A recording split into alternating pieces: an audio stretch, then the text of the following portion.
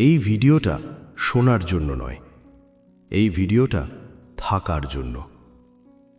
আজ আমরা তর্ক করব না, আজ কিছু প্রমাণ করব না, আজ শুধু শ্রীকৃষ্ণের কথাগুলো আস্তে আস্তে নিজের ভেতরে ঢুকতে দেব।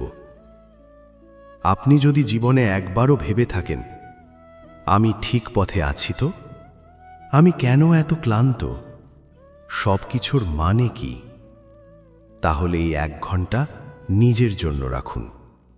আপনি শুনছেন নীরবে কৃষ্ণবাণী। অনেকে মনে করেন গীতা শুধু সন্ন্যাসীদের জন্য। ভুল। গীতা লেখা হয়েছিল একজন ভাঙা মানুষের জন্য। অর্জুন যুদ্ধক্ষেত্রে দাঁড়িয়ে লড়তে পারছিলেন না, তার হাত কাঁপছিল, মন ভেঙে যাচ্ছিল। আজকের দিনে অর্জুন মানে আপনি, আমি, আমরা সবাই। যখন সিদ্ধান্ত নিতে ভয় লাগে, যখন ঠিক ভুল ঝাপসা হয়ে যায়, সেখানেই গীতার শুরু। গীতা কোনো ধর্ম শেখায় না, গীতা শেখায় কিভাবে মানুষ হওয়া যায়। এখানে বলা নেই এই দেবতাকে মানো, এই নিয়ম মানতেই হবে, বরং বলা হয়েছে নিজেকে বোঝো, নিজের মনকে জানো, নিজের কাজের দায় নাও। গীতা বলে তুমি দুর্বল নও, তুমি শুধু নিজের শক্তি ভুলে গেছো। আমরা অনেক সময় বলি সবই তো ভাগ্যে লেখা। শ্রীকৃষ্ণ বলেন ভাগ্য তৈরি হয় কর্ম দিয়ে। কাজ থেকে পালালে শান্তি আসে না। কাজ করো, কিন্তু ফলের দাস হয়ো না। আজ তুমি চেষ্টা করবে, এটাই তোমার কর্তব্য। ফল কি হবে সেটা নিয়ে রাতে ঘুম হারানো তোমার কাজ নয়।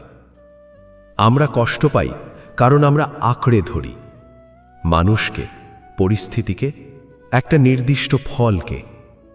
শ্রীকৃষ্ণ বলেন ভালোবাসো, কিন্তু বেঁধে রেখো না। যেটা তোমার ছিল সে থাকবে, যেটা থাকার নয় সে ছেড়ে যাবে। তুমি খারাপ নও এই কারণে। গীতা বলে মনই মানুষের সবচেয়ে বড় বন্ধু আর সবচেয়ে বড় শত্রু। যে নিজের মনকে শাসন করে সে রাজা, যে মনের কথা শুনে চলে সে দাস। আজ যদি মন বলে তুমি পারবে না, তাকে বিশ্বাস করো না। মন ক্লান্ত হলে মিথ্যে কথা বলে।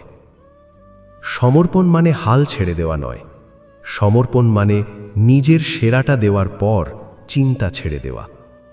শ্রীকৃষ্ণ বলেন তুমি লড়াই করো, আমি পথ দেখাবো। তুমি হাঁটো, আমি পড়তে দেব না। এখন চোখ বন্ধ করুন, নিজেকে জিজ্ঞেস করুন আমি কোন যুদ্ধটা একা লড়ছি। আজ সেটা শ্রীকৃষ্ণের হাতে দিন। মনে মনে বলুন আমি চেষ্টা করছি, এইটুকুই যথেষ্ট। আপনি একা নন।